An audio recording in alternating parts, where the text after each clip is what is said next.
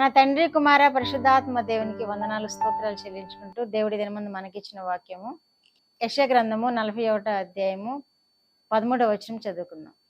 నీ దేవుడనైనా యెహోవానగు నేను భయపడకుము, నేను నీకు సహాయం చేసేదనని చెప్పుచు నీ కుడి చేతిని పట్టుకొనుచున్నాను. దేవుడి వాక్యం ద్వారా మనల్ని దీవించును గాక. మన దేవుడు మనకి ఎంతో అభయం ఇస్తున్నారు. ఈవేళ నేను నీకు సహాయం చేసేదనని చెప్పుచు నీ కుడి చేతిని పట్టుకొనిచున్నాను అంట. ఫ్రెండ్స్ ఏం చేస్తారంటే ధైర్యంగా ఉండరా, నేను నీకు సహాయం చేస్తానని చేయబట్టుకుని మరీ చెబుతూ ఉంటారు. వారిని నమ్ముతాం మనం. మన దేవుడు వాక్యం ఇస్తుంటే మనం ఒక్కసారి నమ్మకపోవచ్చు. అందుకనే కొన్ని కార్యాలు మన ఎడల జరగకపోవచ్చు. మన దేవుడు మనకి ఏం చేస్తానంటున్నారంటే సహాయం చేస్తాను, నేను నీకు సహాయం చేసేదను, నీ కుడి చేతిని పట్టుకొనిచున్నాను నడిపించడానికి అనమాట. కుడి చేతిని ఎవరు పట్టుకుంటారు? 2 ఏళ్ళు 3 ఏళ్ళ అమ్మాయిని కానీ అబ్బాయిని కానీ నడిపించడానికి తల్లి కానీ తండ్రి కానీ చేయి పట్టుకుని నడిపిస్తూ ఉంటారు. వారు నడక రాక పడిపోతారేమో అని వారు చేయి పట్టుకుని నడిపిస్తూ ఉంటారు. మన దేవుడు కూడా మనకేమని తెలియచేస్తున్నారంటే మన పనుల్లో మనము చేతగాక తప్పు పనులు చేస్తుంటామేమో, మన పనులు సరైన నిర్ణయం తీసుకునకుండా దానివల్ల ఫలితాలు పొందలేకపోతామేమో, మనము ఏదైనా ఆశపడి దానిని చేయలేని పరిస్థితిలో ఉండి దానివలన ఫలితం పొందలేకపోతామేమో, వీటన్నిటిలో దేవుడు మనకి తోడుగా ఉంటానని వాగ్దానం చేస్తున్నాడు. నేను నీకు సహాయం చేసేదను, నీ కుడి చేతిని పట్టుకొనిచున్నాను అంటున్నారు.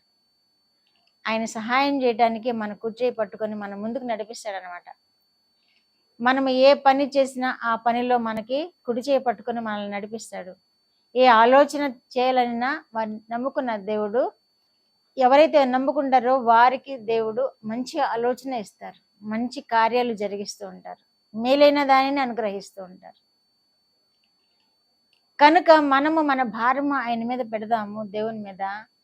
అప్పుడు దేవుడు మన కార్యాలన్నీ నెరవేరుస్తూ ఉంటాడు. నేను నీకు సహాయం చేసేదను అని తెలియజేస్తున్నారు. మరి ఒక చోట 42:6-7లో కూడా యెహోవానగు నేనే నీతి విషయంలో నిన్ను పిలిచి నీ చేయి పట్టుకొనిచున్నాను అని తెలియజేస్తున్నారు.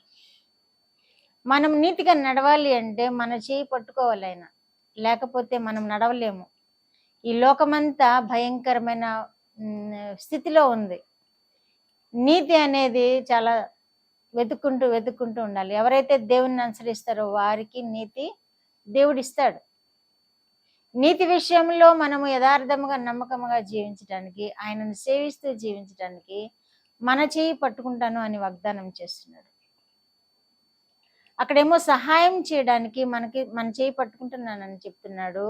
ఇక్కడేమో నీతి విషయంలో మనకి సహాయం చేయడానికి మన చేయి పట్టుకుంటానని వాగ్దానం చేస్తున్నాడు. 41:5లో కూడా అతని పక్షమున జనములను జయించుటకు నేను అతని కుడి చేతిని పట్టుకొనిచున్నాను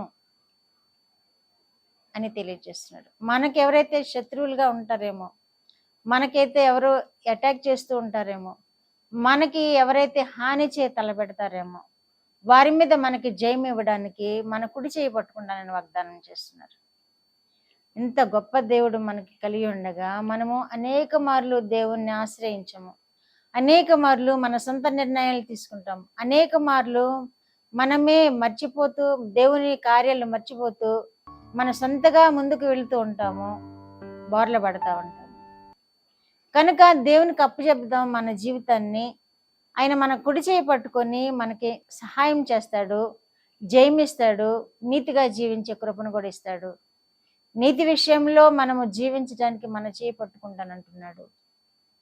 కనుక దేవుని మీద ఆధారపడినప్పుడు మనము అన్ని విషయాల్లో జయజీవితం జీవిస్తాము, నీతిగా జీవిస్తాము, ఆయన రాజ్యానికి వారసులము కాగలుగుతాము. అట్టి కృప మనకందరికీ దయచేయను గాక. ప్రార్థన. మా దేవా, మీకు వందనాలు, స్తోత్రాలు. ఇచ్చిన వాక్యం కొరకు స్తోత్రాలు ప్రభువా. వీటన్నిటిలో మా చేయి పట్టుకొని మమ్మల్ని నడిపిస్తారని వాగ్దానం చేసిన దేవా, వింటున్న బిడ్డలందరినీ కూడా మీరు దీవించండి. ఆ విధముగా వారి కుడి చేతిని పట్టుకొని వారికి జయ జీవితం ఇవ్వండి. వారి కుడి చేతిని పట్టుకొని వారి పిల్లల విషయాల్లో మేలులను అనుగ్రహించండి. వారి కుడి చేతిని పట్టుకొని వారికి మంచి మార్గములలో నడిచే కృప దయచేయండి, క్షేమము దయచేయండి. ఈ దినం ముందు పుట్టిన దినంలో వివాహ దినం జరుపుకున్న బిడ్డలను కూడా మీరు విశేషంగా దీవించి కాపాడమని యేసుక్రీస్తు వారి పేరిట ఈ మనవులు మీ పాదం వద్ద వేడుకుంటున్నాను పరమ తండ్రి. ఆమేన్.